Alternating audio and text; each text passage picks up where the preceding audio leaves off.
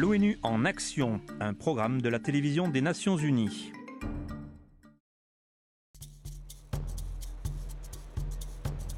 Île de Gorée au Sénégal. Voici la maison des esclaves et sa porte du non-retour. Lieu où des millions d'esclaves étaient vendus et conduits par bateau aux colonies anglaises, allemandes, françaises et portugaises aux quatre coins du monde.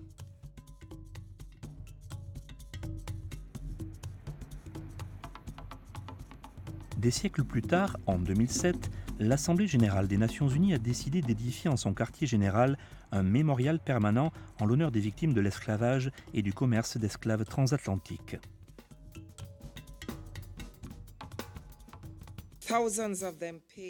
Portia Simpson, Premier ministre de la Jamaïque. Leur sang, leur sueur et leurs larmes ont arrosé les champs de canne à sucre dans notre nation.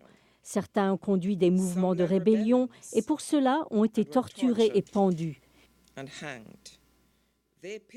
Ils ont payé le prix de notre liberté avec leur vie. Nous avons le devoir de garder en mémoire cette tragédie et d'en considérer l'héritage pour ne pas qu'elle tombe dans l'oubli. En 2011, la Commission pour le monument commémoratif permanent a lancé avec l'UNESCO un concours international pour le design de l'édifice. Peter Lansky-Tiefenthal, secrétaire général adjoint du département de l'information des Nations Unies. Il était d'une haute importance de faire un geste symbolique, un signe, ici dans les quartiers généraux des Nations Unies pour rendre hommage aux esclaves et victimes du commerce triangulaire. Ainsi, nous nous remémorons les atrocités commises et nous voulons nous assurer que de tels événements ne se reproduiront plus.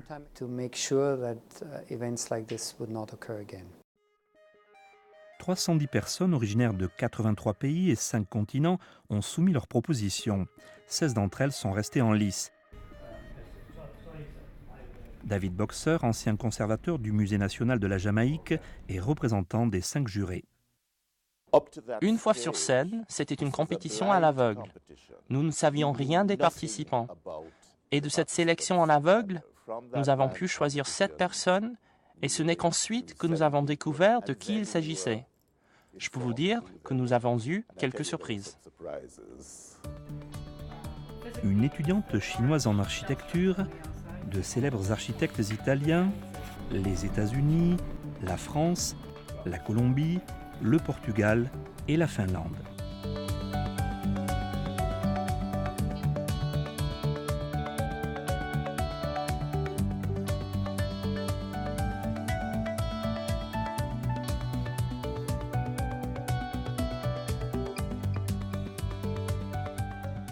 Parmi les 7 finalistes, seul un modèle sera sélectionné.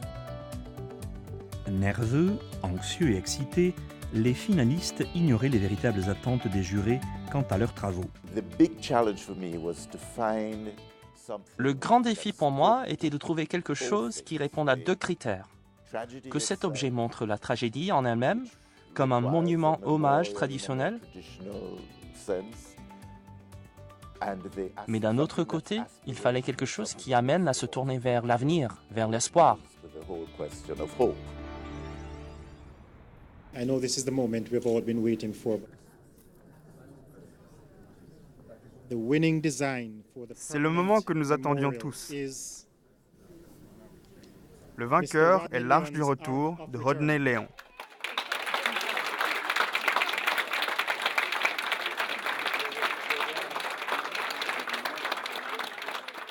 Basé à New York, Rodney est un descendant d'esclaves de la côte africaine envoyé à Haïti.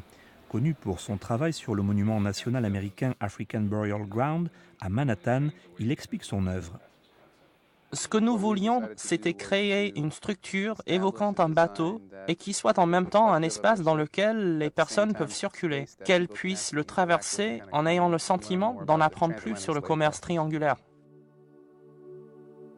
Intégré à une exposition qui se tiendra à New York en 2014, le monument servira de mémorial à des millions de visiteurs, aux enseignants et aux générations futures pour se rappeler l'un des événements les plus tragiques de l'histoire. L'Arche du Retour, un fort symbole en contraste avec la porte du non-retour. dressé comme un appel à l'action pour s'assurer qu'une telle tragédie jamais ne se reproduira.